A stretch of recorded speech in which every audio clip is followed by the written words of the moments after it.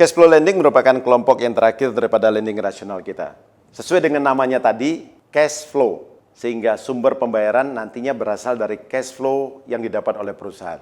Tujuannya biasanya pembiayaan untuk fixed asset jangka panjang, misalnya pembelian mesin, pembelian pabrik, di mana perusahaan harus mencicil daripada utangnya, sehingga satu saat, katakanlah 5 tahun atau 10 tahun, seluruh pinjaman untuk pembiayaan mesin tadi sudah lunas.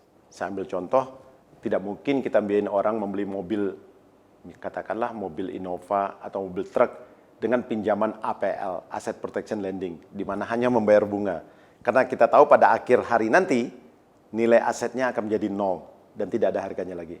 Jadi untuk pinjaman fixed asset, sewajarnya kita biayain dengan cash flow lending.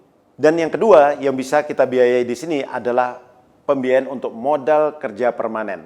Tadi di bagian kedua kita bahas bahwa modal kerja permanen kita bisa biayain dengan asset protection lending. Yes, karena perusahaan hanya mampu membayar bunga, karena perusahaan terus ada ekspansi sehingga dia membutuhkan tambahan modal kerja.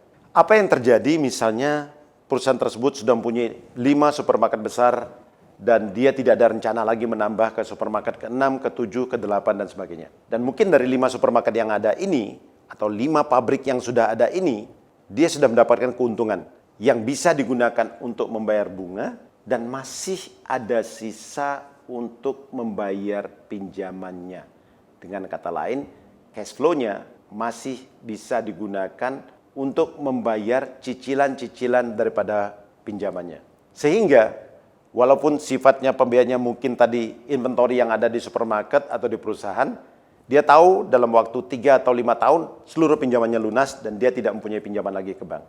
Jadi dalam hal ini cash flow lending cocok untuk membiayai pembiayaan modal kerja permanen di mana perusahaan cenderung tidak melakukan ekspansi lagi sehingga tidak membutuhkan cash flow yang besar, atau memang perusahaan tadi mendapatkan keuntungan dan cash flow yang tinggi sehingga bisa digunakan untuk menurunkan plafon dan outstandingnya.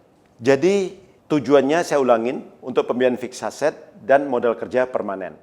Bagaimana dengan sumber pembayaran? Kita tahu dalam normalnya sewaktu perusahaan beroperasi pasti mempunyai keuntungan. Setiap kali roda berputar pasti ada surplus cash flow. Yang pertama dari profit, dan yang kedua, mungkin dari cash flow yang lain. Contohnya dari depreciation expense dan dari amortization. Semuanya dikumpul dan ini yang digunakan untuk membiayai kewajiban kepada bank. Kewajiban financing payment, yaitu CPLTD dan interest. Tentunya perusahaan sudah memperhitungkan kebutuhan operasional dia atau kebutuhan-kebutuhan untuk melanjutkan usahanya.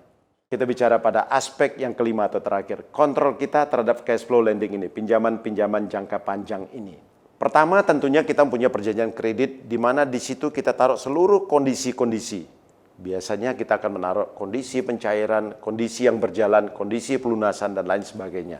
Lagi-lagi kita akan bahas nanti pada modul tersendiri. Kemudian kita harus memonitor atas ongoing concern daripada perusahaan ini. Dengan kata lain, kita lakukan projection, dan setiap 6 bulan, setiap tahun kita monitor apakah sesuai dengan projection kita. Sehingga cash flow yang didapat akan selalu cukup untuk membayar kewajibannya. Biasanya kita adakan review, minimum setahun sekali kita adakan annual review. Dan kalau memungkinkan, lagi-lagi kita minta perusahaan untuk melakukan aktivitasnya melalui escrow account yang ada di bank kita. Saya tahu hal ini tidak gampang, tetapi kalau kita bisa melakukan kontrol ini, tujuan kita lagi-lagi kita bisa memonitor aktivitas daripada perputaran bisnisnya.